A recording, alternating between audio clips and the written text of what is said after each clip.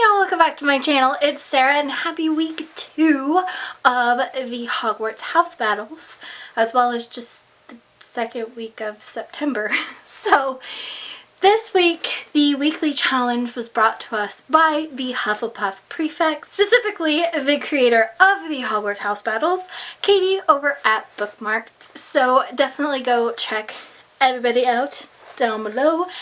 And so today's challenge is to spell out your house using books. So my house is Ravenclaw, obviously, as always. And so I have to spell out Ravenclaw using books. So I'm not going to put a timer on or anything like that because it shouldn't take me too long to figure out some books. But I am going to find them, so let's get started.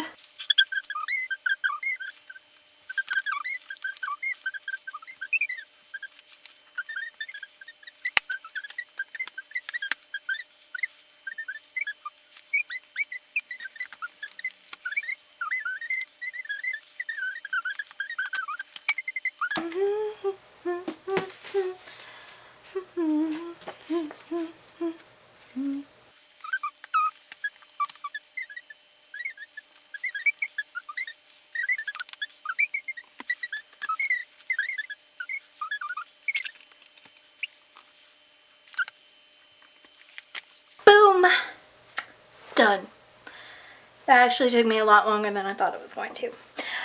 Alright, so let me get them in order. Ha ha ha ha ha. Boom. Boom. Rose Marked by Olivia Blackburn. Again But Better by Christine Riccio. Valiant by Holly Black. Ella Enchanted by Gail Carson Levine. Not Now, Not Ever by Lily Anderson, which I know I used this for last week as well. Cress by Marissa Meyer, which I think I used last week too. Leah on the Offbeat by Becky Albertalli. Alex Approximately by Jen Bennett. Where I Belong by Gwendolyn Hesley. Hesley, I'm not sure.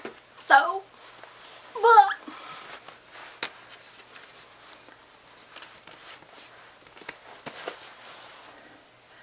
Ravenclaw. There we go, Ravenclaw. Hey y'all, Editing Sarah, just popping in here real quick to say that I do realize that the order of these books does not actually spell out Ravenclaw, and they are in fact backwards. So, yay, go me. So, this was a really fun challenge.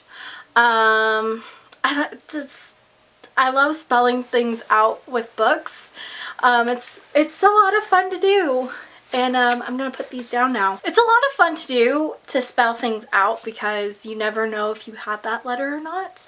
And it's always fun to see what letters you have of the different, what books you have for each of the letters is what I'm trying to say. So that is a really fun challenge to do, and I love doing it. So I've never spelled out my house with it, my house name.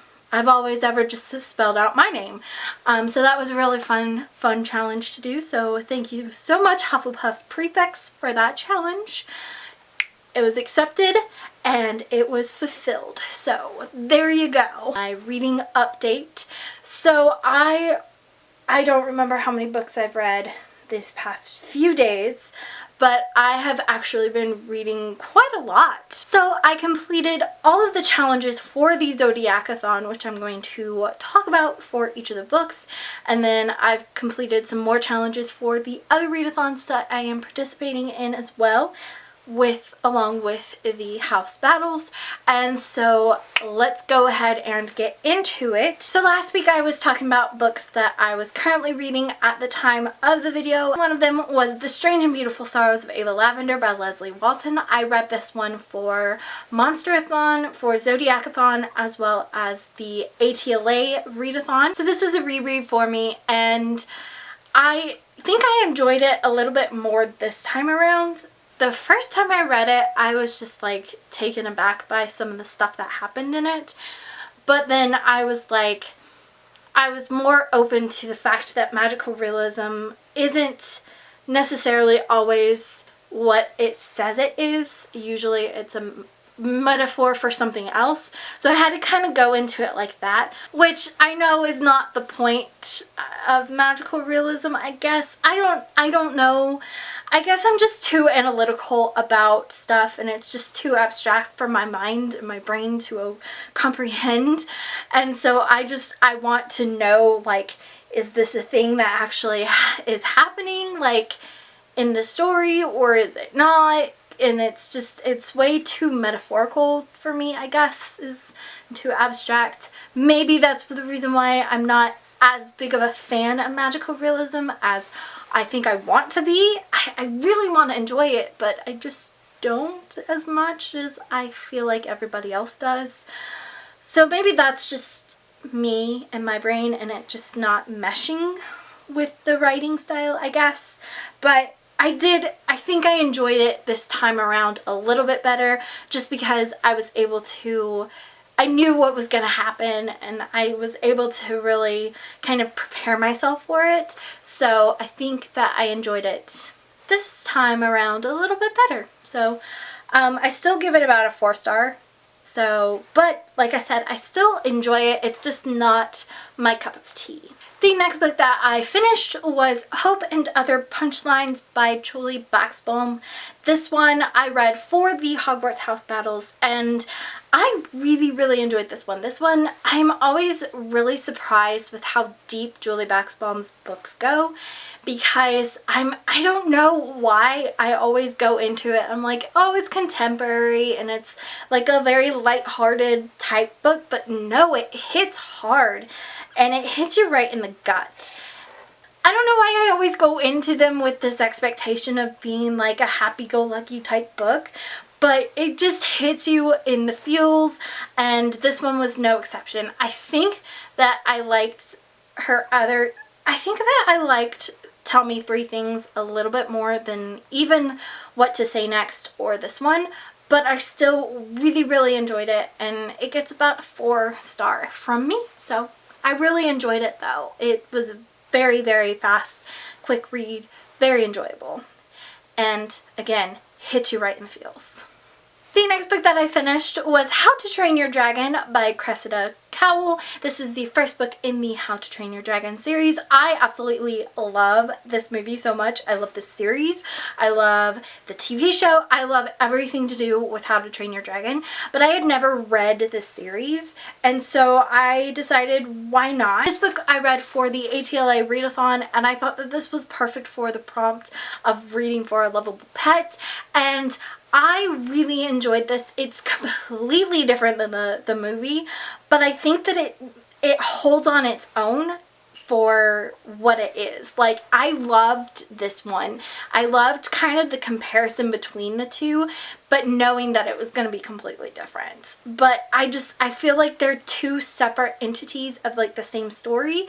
So I really enjoy both of them on separate playing fields, I guess. I don't know how to explain it. I still really enjoy it, and I am really excited and can't wait to continue with this series because it's so cute. The next book that I finished, I read Summer of Salt by Katrina Leno.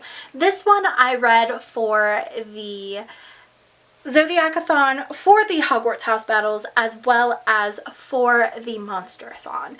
And this one actually is one of those ones that I put down. I started reading it in April?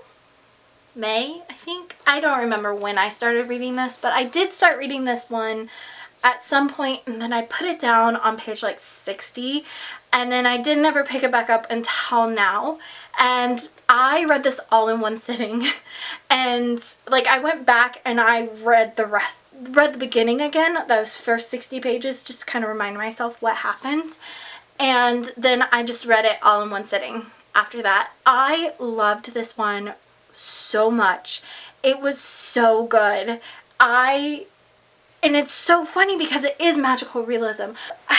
Magical realism just isn't my thing, but I just really, really enjoyed this one. I really liked the sisters and the sister relationship and the relationship that she had with the bird heads and like all the guests and everything, and I just really enjoyed the love interest, and I thought that this was just really well written and a really beautiful story. So this one I gave a 4.5 out of 5 stars. The next book that I finished was Graceling by Kristin Cashore. This one I read for the ATLA readathon, and I was pleasantly surprised by this one. I knew going into it it was a favorite of a couple of booktubers, and so I knew that it was going to be good, but I didn't know how good it was going to be. And I'm very intrigued to continue this series. I really loved Poe. He had my heart the entire time, and I really liked Katza as well. And Bitterblue, like all the characters, I connected with so much, and so I'm really excited to continue this series. I want to continue it and see what's going to happen in this world, and I have no idea because it ended so lovely, and so I have no idea what's going to happen next. So I am really excited to continue with this series. This is the last book that I'm going to talk about that I've read this week, and that is 96 Words for Love by Rachel Roy and Ava Dash. This one I was very pleasantly surprised with. I was expecting to just enjoy it for what it was, being contemporary romance, but it was so deep, and there was a storyline with it that made me cry and was so important. It's such an important read, I think, for anybody to read. I wholeheartedly believe that this was one of those ones that people look over and don't think about, but I think that this is one of those ones that people need to talk more about, especially some of the subject matter that it talks about. So there is subject matter in it that is a little bit harder to talk about, but it is very important for the community, I think, as a whole, the book community as a whole, to talk about in a way. So I realize that I am not the person to really give this one credibility to, but I feel like it's a very important story for really anybody to read. So I strongly recommend this one for really a lot of people, pretty much anybody. I loved the use of the generations and everything that had to do with that, and like the scavenger hunt that our main character had to go on. And I really loved this setting, and I enjoyed this one so much. And this one I gave a 4.75 out of 5 stars. And I think I ranked it as a 4-star on Goodreads, but I'm probably going to bump it up to a 5-star. I keep thinking about it. And usually if I keep thinking about it, that means it is a 5-star for me. So if not a 5-star, then something that is very close to a 5-star. So yes, definitely I say go for this one. I recommend it. Alright, thank you guys so much for watching. Don't forget to like this video, comment down below. So let me know if you've done this challenge, link your videos, tell me what house you belong to and how you would spell out your house with books. So let me know down below. Thank you again so much for watching, and until next time, happy reading and happy house battling spelling bee names thing. Happy house battling. I think I'm gonna go with that one. Bye guys.